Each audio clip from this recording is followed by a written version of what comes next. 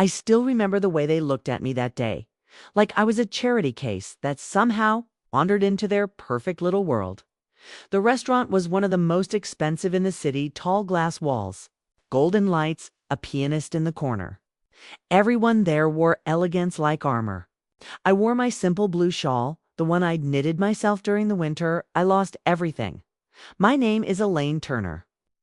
And if you're watching this, I want you to know one thing: don't ever let anyone decide your worth by what you wear or what you've lost. Because sometimes what they can't see is the empire you've built from ashes. When my son, Michael, told me that his wife's parents wanted to finally meet me properly, I thought it was a good sign. We'd never really bonded. Her mother, Patricia, was the kind of woman who measured people by brands, by how crisp your collar was, how shiny your shoes looked. And her father, Charles, spoke like every sentence was an announcement. I didn't mind. I've lived 58 years, seen storms, poverty, and blessings come and go. I've learned that silence is power, especially in rooms full of noise. But that night, that dinner, was different. When I entered the restaurant, Patricia's eyes flicked over me, up and down, like she was scanning a grocery list and I didn't make the cut. "Oh, Elaine," she said with a sugar-sweet smile, "you came. You found the place, all right?" I smiled back. "Yes, I did. It's a beautiful place." Charles nodded, but didn't rise from his chair. "Michael said you live outside the city now? Must be quite a change from when you had your business." I noticed the pause. Had past tense. He thought I'd lost everything. Everyone did. I took my seat quietly. Patricia leaned closer to her husband, whispering something behind her napkin. I didn't need to hear the words. I could feel them. You see, 10 years ago, I was known in this town not for money, but for heart. I ran a small family-style restaurant called the Maple Spoon. It wasn't fancy, but people said it felt like home. And I poured my life into that place, every recipe, every plate, every smile. Until one day, everything changed. When my husband Frank died, I was left with debt, grief, and a son who wanted nothing to do with the business. He was young, ambitious, and thought restaurants were beneath him. So I sold the place. Or at least, that's what I let everyone believe. What no one knew, not even Michael, was that I sold it to someone I trusted completely, under a quiet agreement. The Maple Spoon would grow, expand, and one day I would have my share again. But that's a secret I had kept close for a decade, until that night. Back at the restaurant table, Patricia was talking loudly enough for nearby diners to hear. "So, Elaine," she said, pretending to be kind, "what do you do these days? I imagine retirement must feel quiet." "I stay busy," I said calmly. "I teach cooking classes for women, starting from scratch. It keeps me grounded." Her lips tightened. "Oh, that's lovely.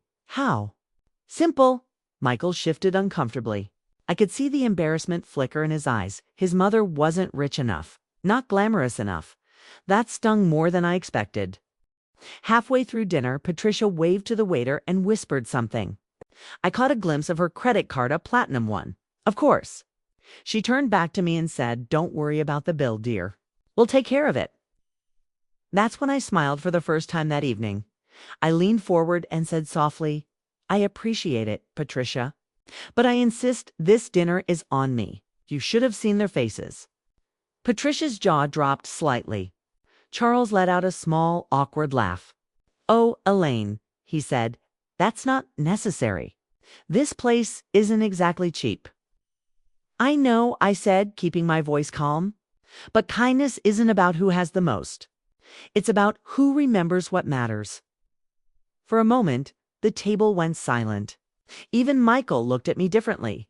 And then, fate decided to speak, just as the waiter approached with the bill. A tall man in a crisp black suit came out from the kitchen, followed by 2 staff members. His face lit up when he saw me. "Mrs. Turner," he said loudly, his voice echoing across the room. The pianist stopped. A few heads turned. The man walked straight up to me and extended his hand with deep respect. "It's an honor to have you here again, ma'am. We still use your original recipes. You're part of our foundation." Patricia blinked. "You You know her? The man smiled proudly. Know her. Ma'am, she's the reason this restaurant even exists. And just like that, silence spread through the table like wildfire. I smiled politely. It's been a long time, I said to the manager. You've done well. I'm proud of how far this place has come. He nodded with warmth in his eyes.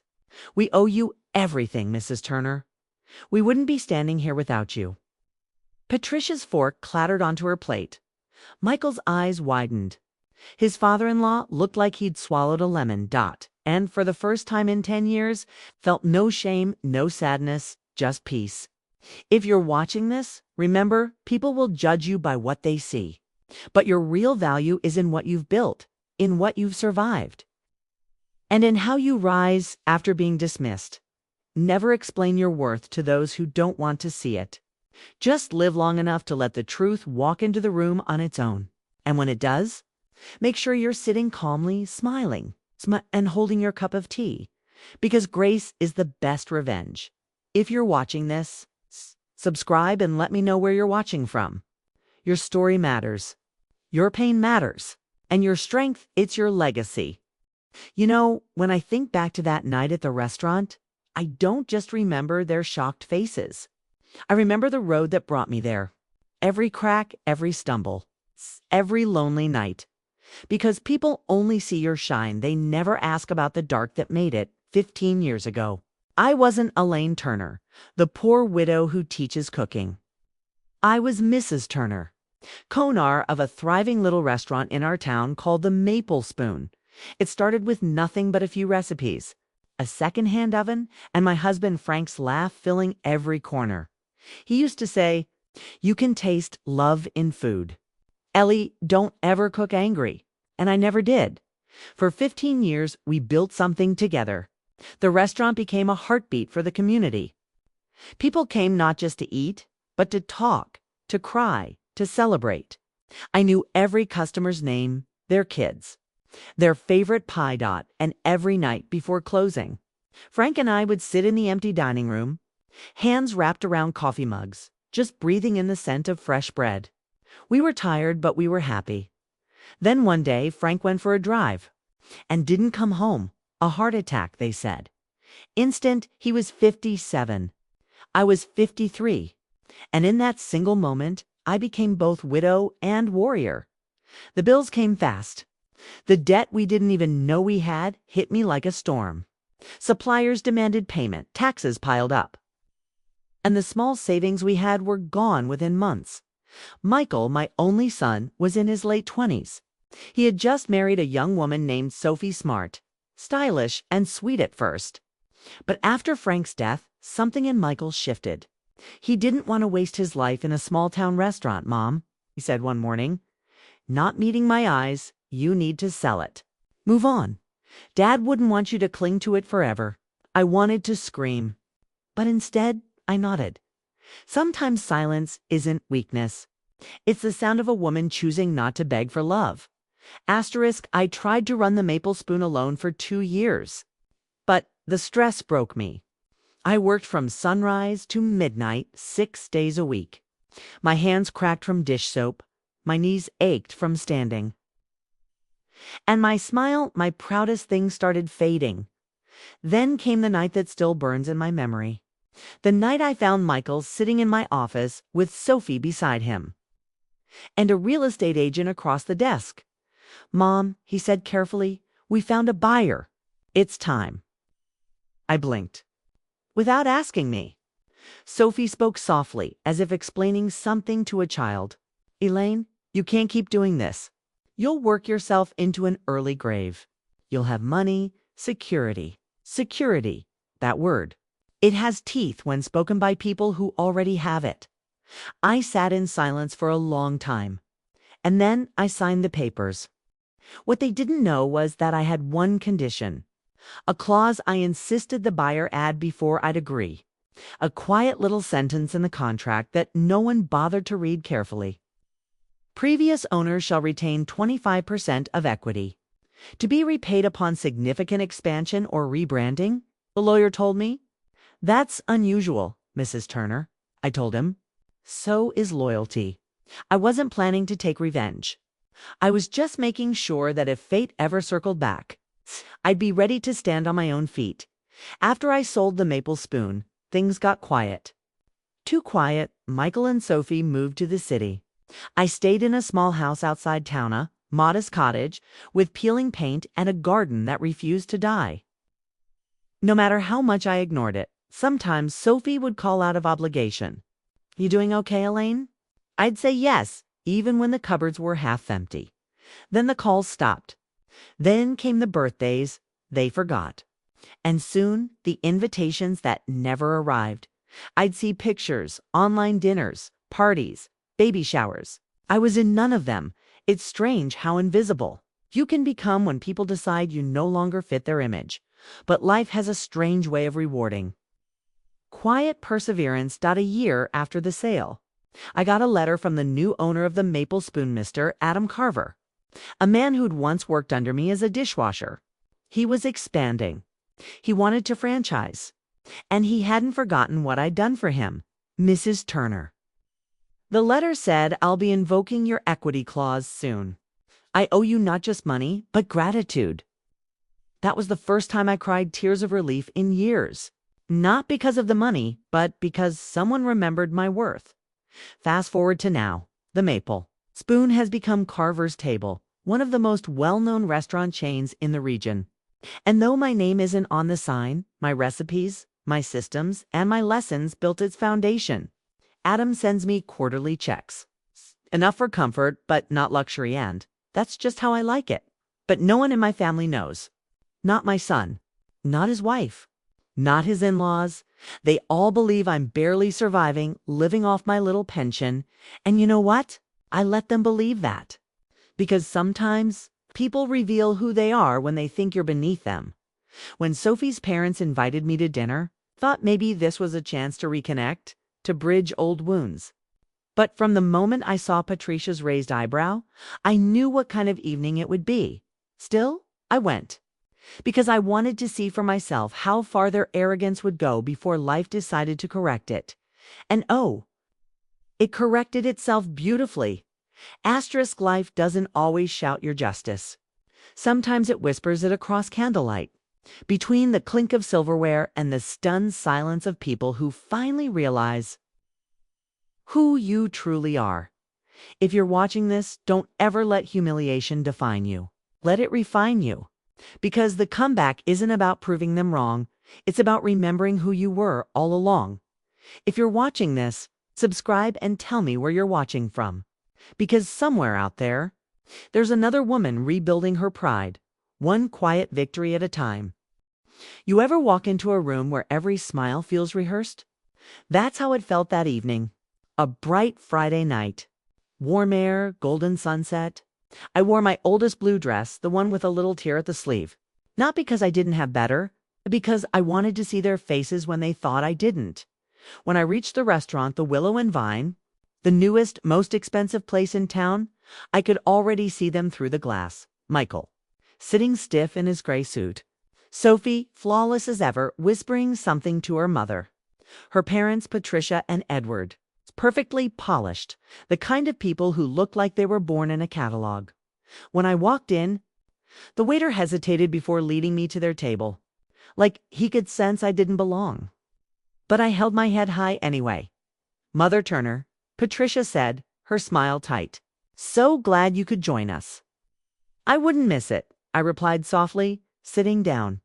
Sophie gave me that pitying look, the kind that cuts deeper than hate. "Are you doing okay, Elaine? You look thinner." "Oh, I get by," I said. "I keep busy." "Oh, doing what?" Patricia leaned forward, pretending to care. I smiled. Just little things. Cooking here and there. Helping people. Michael cleared his throat. "Mom's been taking odd jobs lately," he muttered. They all nodded slowly, as if my son had just confessed a family shame. Edward chuckled. "That's commendable. At least you're not idle," and I just smiled. Because I knew what was coming, and they didn't. The dinner started, polite salads, small talk, forced laughs. But halfway through the meal, Patricia leaned back and sighed dramatically. You know, Elaine, it's so brave of you to live on so little. Most women your age would have just given up. I looked at her. Given up on what? Oh, survival, she said lightly, sipping her wine. I mean, after losing your husband, your business, your son having to help you financially. She glanced at Michael. You've really been through a lot. The words hit like tiny daggers wrapped in velvet. Michael didn't even correct her. He just looked away. I could have defended myself, but I didn't, because sometimes silence is the rope that lets arrogance hang itself. Then came the twist of the knife. Patricia laughed suddenly and said, Edward, remember when we were discussing how some people just can't manage money?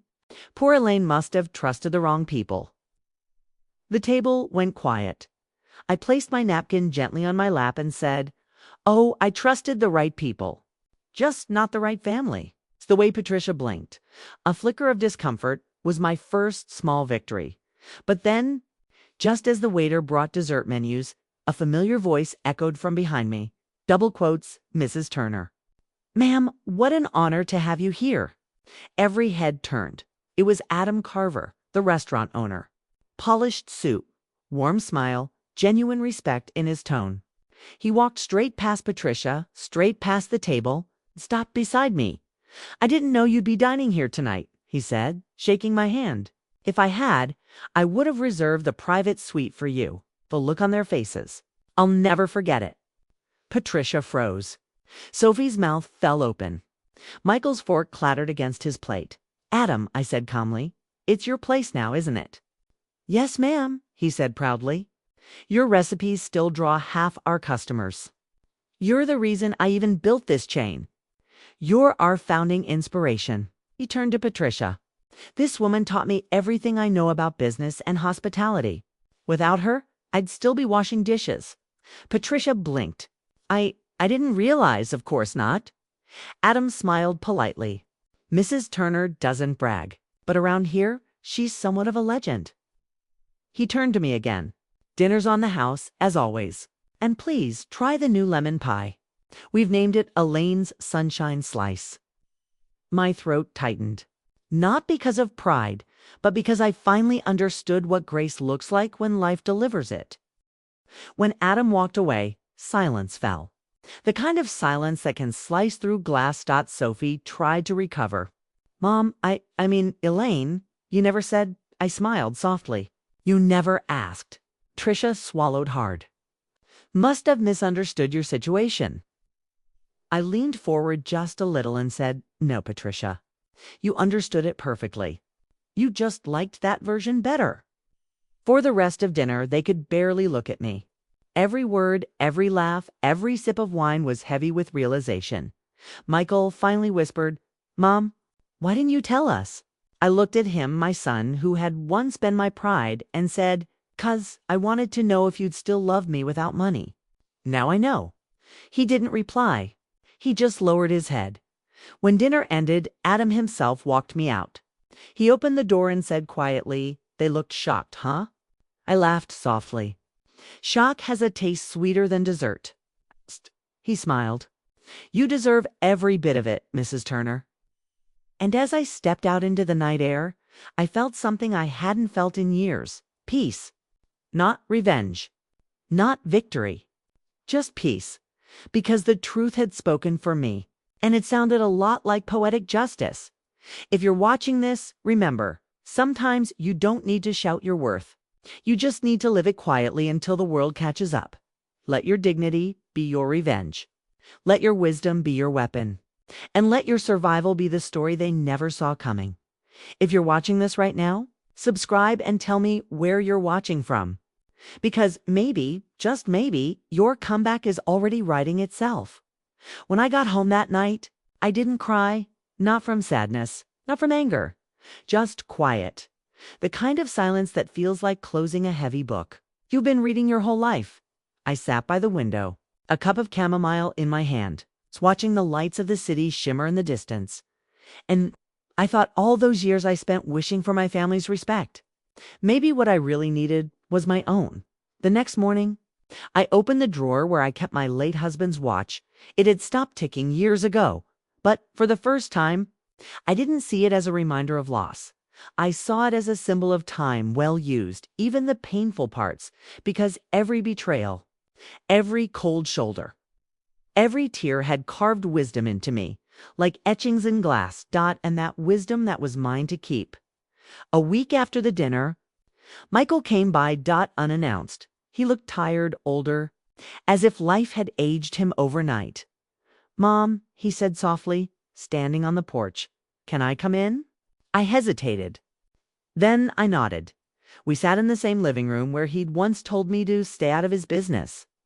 He looked around, maybe remembering that day too. He said, "I didn't know." About the restaurant. About everything. Smiled faintly. "I know you didn't." He swallowed hard. I was ashamed. I thought, helping you meant I was strong. Turns out I was helping myself feel better. I said nothing. Just watched him. Asterisk, he looked down. "Mom, I'm sorry. I don't expect forgiveness. But I wanted you to know. I see you now." That broke me a little. Not in a painful way, in the kind that mends. I reached over, placed my hand on his. "Michael," I said quietly, "we all see the truth when we're ready. You were just a little late, that's all." He nodded. Tears filled his eyes, and for the first time in years when he hugged me, it wasn't out of obligation, it was out of love. Sophie didn't come that day. But months later, I received a small envelope in the mail. Inside was a note written in her graceful handwriting. "Elaine, I judged you by what I saw, not by what you were. You taught me that grace doesn't always dress rich. I hope one day I can have half your strength. Sophie." I smiled. Sometimes life doesn't give you the apology you want, but it gives you the growth you deserve. As for Patricia and Edward, I never heard from them again, and that's fine. You can't fix people who measure worth in wealth. But I'll tell you what I did do.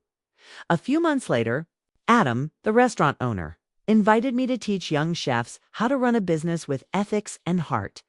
It started small, 10 students, a borrowed classroom, some secondhand stoves. But the stories I told, the lessons I shared about survival, humility, and quiet pride, they spread. Soon, I was speaking at community centers, women's shelters, even local colleges. They started calling it the Turner Tables, a mentorship program for women who'd lost everything but still had fire in their hearts. And for the first time in decades, I felt rich again, not in money, but in meaning. Sometimes I'd pass by the restaurant just to see it alive. The young cooks hustling, the laughter spilling out the windows, the smell of butter and garlic and new beginnings. Every now and then, Adam would spot me and shout, "Hey, Mrs. Turner, the heart of the house." And I'd wave back, smiling, because I knew now I was never poor. I was just undervalued.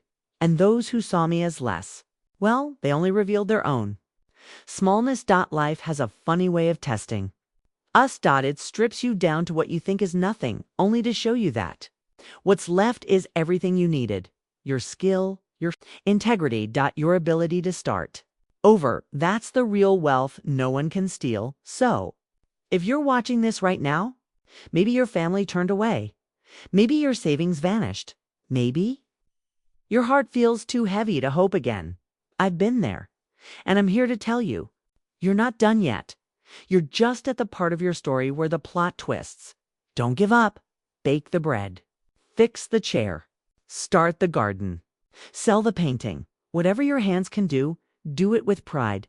Because one day, you might be. The very skill that kept you alive will surprise everyone, even you. If my story touched you, subscribe and tell me where you're watching from. And remember, sometimes losing everything is the only way to find yourself. Because when people think you're finished, asterisk, that's usually the moment you start to rise.